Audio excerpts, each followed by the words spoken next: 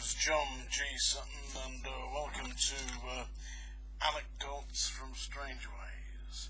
As you saw at the start there, that was my tally for logging into Strangeways when I went in on the morning. You used to drop the tally into the chute, and out came your keys.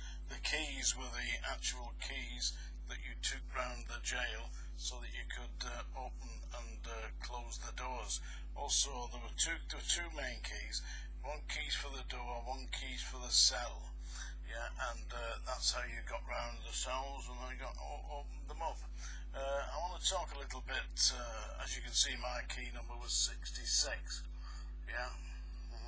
There were about 200 staff there when I worked there, and I worked there from I joined in the year 1975, in January 1975, and I worked at Wormwood Scrubs as well as Strangeways.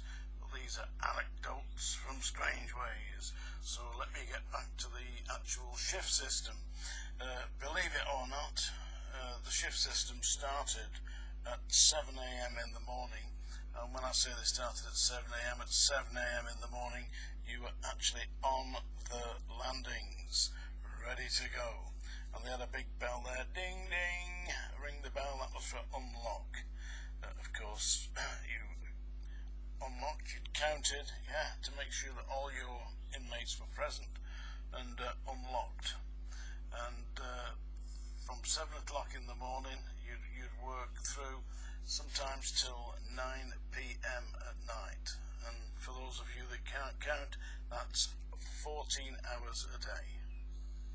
Now, for that 14 hours a day, there was a discretionary period. Well, of course, you had to take your meal breaks, but at that time you didn't get paid for your meal breaks, not all of them. So you get paid something like 12 and a half, 12 and 3/4 hours, despite the fact that you'd done 14 hours, yeah?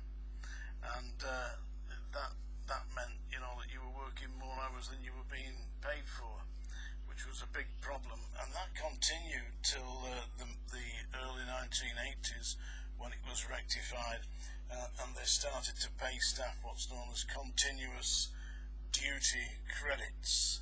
Now, as far as the shifts were concerned, you'd be walking round all day. I mean, you can imagine walking around the landings, up and down the landings, and the landings were there were 4 landings, so you had to go up the metal staircases, and if you were working on, say, E4 landing, which was the longest landing, you could be probably walking about 5, 6, 7 miles a day up and down the landings. And these were long shifts. There were used to people who volunteered for extra duties because they had what's known as extra duties at night, so you could get called in. And they also had what's known as compulsory overtime. Now, by compulsory overtime, what I mean is you'd have to do your standard 40 hours a week, and they could then instruct you to work extra hours, so you'd get called in for an extra evening duty. So that meant you'd start work at 7 in the morning, and you'd be required to stay on duty until 9 p.m. at night. Of course, finish at 9 p.m. at night, you've got to get home, so you wouldn't be getting home till about, well, it depends where you live, of course, but in my case it would be about 9:45 at night, and then you'd have to be back in the jail at 7 o'clock the next morning, so that means you get up about 5:30, 6 o'clock, and get yourself back down into Manchester to the jail. As far as what your duties were, I mean, pretty much what you'd expect. If you were a basic discipline officer, what you do is open the cells up, you patrol the landings. I had a standard issue truncheon which I used to carry with me. I've still got my truncheon here, believe it or not. It's not particularly effective, you can see that, yeah, see that? Truncheon. Yeah, never had to actually take it into battle or anything, but you were required to carry it. This would be pretty ineffectual, actually. It doesn't weigh a great deal, as you can see. It's not very heavy, but you were required to carry it round with you, just in case there was some kind of riots. I was involved in riots, but not at Strangeways. I wasn't there in the big riot of 1990. No, I wasn't. I was at Wormwood Scrubs involved in a riot there where they got on the roof, but they were already up on the roof by the time we got there. So basically we're talking about anecdotes from Strangeways. Yeah, there were people there who used to volunteer for extra overtime. We're talking about extra overtime. They would actually want to work more duties because you got paid for overtime. You got paid extra money. And there was one guy there at the time. They called him Coco Bennett. The reason they called him Coco Bennett was the fact that at night they used to take round a big urn of hot cocoa to the cells, you see, so that all the people in all the prisoners would hold out their plastic cups and get a cup of cocoa. And this guy did so many late night shifts dishing out the cocoa that they called him Coco Bennett. For all you ex-Strangeways staff watching this, you'll no doubt remember Coco Bennett, yeah? There are a number of notorious members of staff. Some were notorious for no other reason that they had outrageous nicknames. There was a guy called the Black Dog. You can probably imagine why they called him the Black Dog.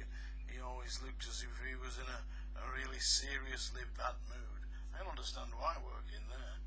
And then of course there was the notorious Bootsy Brown.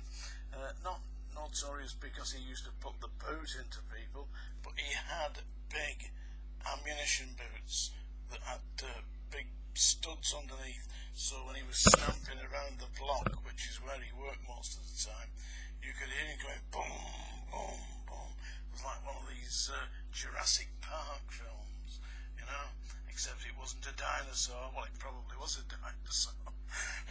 But it was Bootsy Brown.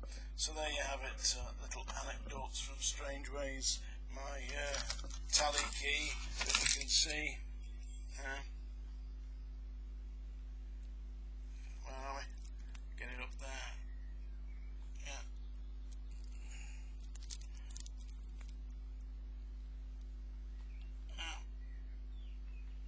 Number 66. Clickety click, yeah. The number of times I threw that in. I'll tell you what, a little story here. They had a doctor there who used to come in and said, "But I'm busy, I'm so busy, you know." And he threw his keys in, threw his tally in, and instead of giving his keys back, they threw the tally back down. He picked the tally up and turned around to go out. Yeah, there were some people there had a sense of humour. One guy came in, he said, "I've been working so hard today, the keys are red hot." So he put his tally in, you know. When he got his keys back, they'd had them on the gas stove. They were red hot. Whoa, yeah, he'd been working hard then. Crazy place, yeah. I'll talk a little bit in the next Anecdotes from Strangeways about what happened in the club, you know. People used to go drinking at dinner time. In the meantime, this is John G. Sutton saying, thank you for watching this rather strange little Anecdotes from Strangeways series. Thank you.